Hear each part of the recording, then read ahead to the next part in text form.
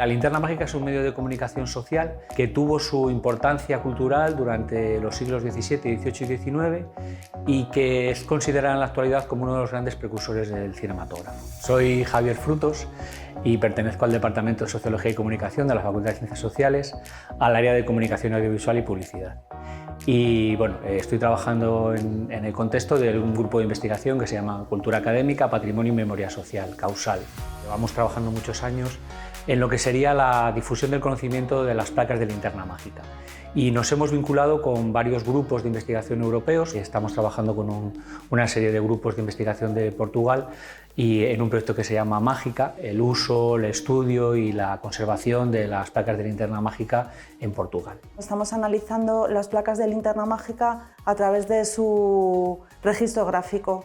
Entonces, lo que queremos es clasificar las placas en función de ese registro, que puede ser pictórico, puede tener una técnica mixta en la que se incluye, por ejemplo, fotografía y pintura, o también pueden ser placas que están estampadas, que se hicieron con litografía o con cromolitografía. Esto es muy interesante porque en función de los años, pues esas técnicas han ido evolucionando. Al principio, como podéis imaginar, eran placas pintadas a mano, eran placas únicas. Nos está costando mucho esfuerzo encontrar ese tipo de placas porque, como podéis imaginar, una placa pintada a mano en cristal pues es un recurso escaso.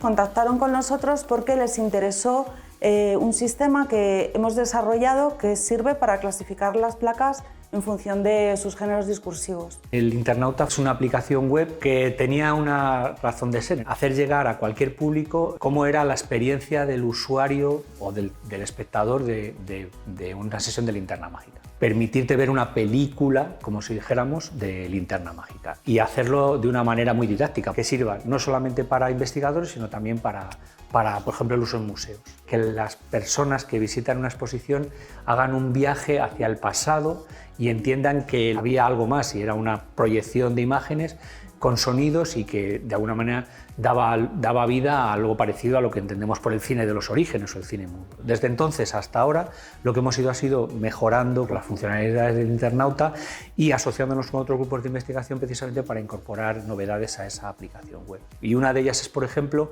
acceder a las placas de linterna mágica por su forma de registro, por su forma de construcción. Por ejemplo, pintadas a mano o hechas con técnicas de calcografía, por ejemplo, o hechas con técnicas fotográficas o hechas con técnicas mixtas. Lo que aportamos novedoso es la inclusión de todas las placas pintadas a mano y algunas con técnicas de registro de estampación portuguesas.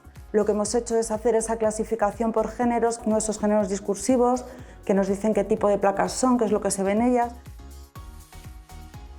La dirección del proyecto se lleva desde la Universidad de Nova, de la Facultad de Ciencia, Tecnología y Artes, que está en Lisboa.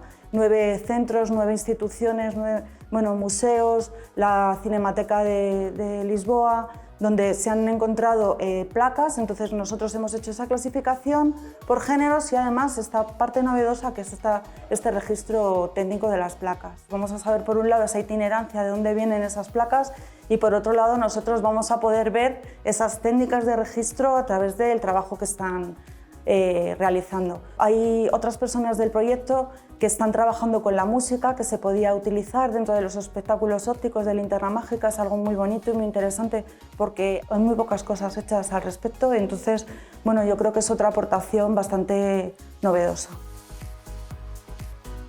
La linterna mágica es un medio globalizado, es de los primeros medios de comunicación social globalizados. Hay un momento en que se consolida en el siglo XIX y tiene unas características muy similares en todos los países, incluso en Oriente Próximo, en el Lejano Oriente o en Estados Unidos, como pasa ahora con la realidad virtual o con el uso de otros medios inmersivos. Se mundializa en ese momento y, por ejemplo, las temáticas enseguida se comparten y todos los países obedecen a una misma lógica de temáticas.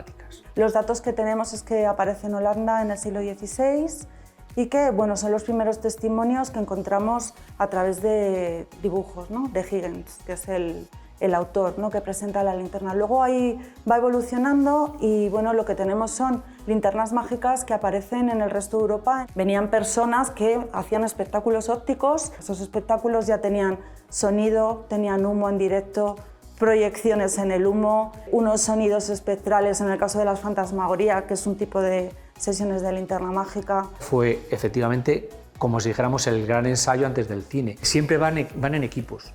Van 2 o 3 personas, de hecho solían ser familias que venían de una cultura aparentemente popular pero con muy buena formación de las artes plásticas. Además tenían una visión que no tenía nadie sobre que aquello podía ser un espectáculo que trascendía el ámbito del teatro, de las artes escénicas del momento, y por lo tanto efectivamente sí requería una enorme capacitación. Uno proyectaba, otro hacía la música, otros hacían las voces, otros hacían a veces combinaban con otro tipo de, como si dijéramos, de espectáculos populares, como podía ser la magia, como podía ser el baile, como podían ser canciones. Cultura Académica, Patrimonio y Memoria Social es un grupo de investigación en el cual empezamos organizando la red de colecciones científicas de la Universidad de Salamanca, y entonces a partir de ahí se montó un grupo pues, para de alguna manera proteger nuestro patrimonio científico, técnico y educativo. La linterna mágica es parte de ese patrimonio científico, técnico, educativo que está en las universidades, que estaba en las universidades, está vinculado con esos procesos educativos y de investigación y también de compromiso social. Es muy interesante el uso que tenía los investigadores cuando querían hacer una sesión ilustrada en el siglo XIX, lo que portaban era una linterna mágica precisamente para poder llegar a hacer esas sesiones de acceso público. Científicos de la talla de Cajal, por decir uno, utilizaba la linterna de proyección para sus investigaciones y para sus usos docentes. La linterna mágica ocupaba ese espacio, ese lugar en la mente de no solamente gente del espectáculo, gente de los medios, sino gente de la ciencia. Permea a todos los campos del saber y a todos los campos de la sociabilidad y de la cultura. Es el open access de ese momento. Si nos ponemos en el siglo XVI, XVII de nuestra era, hay una serie de tecnologías que impactan de una manera tan importante como en la actualidad está impactando la IA o los dispositivos móviles. La arqueología de los medios de comunicación social parte de la hipótesis de que antes de la llegada del cine, de la televisión, de la radio y de la prensa, había ya una serie de medios de comunicación social, que en este caso eran de carácter audiovisual, que tenían una relevancia importante en el contexto en el que emergieron estos medios tradicionales y condicionaron la existencia de esa arqueología de los medios que hoy conocemos como grandes medios de comunicación de masas. Nosotros siempre hemos estado interesados en esa arqueología de los medios y por eso la linterna mágica sería uno de esos grandes medios de comunicación social que durante varios siglos antes de la llegada del cine o de la prensa o de la televisión o de la radio condicionaron lo que serían luego las lógicas de lo que hoy conocemos los medios de comunicación social. Y hay muchos más, estamos hablando de los cosmogramas, estamos hablando de un montón de aparatos, de medios de comunicación que fueron coetáneos a la linterna mágica y que también condicionaron la emergencia del cine. Pero bueno, nosotros nos hemos centrado siempre desde hace ya 2 décadas en el trabajo de linterna mágica y sobre todo en el trabajo que tiene que ver con las placas de linterna mágica, que son las películas, como si dijéramos, de la linterna mágica asociadas a lo que podríamos llamar las películas del cine.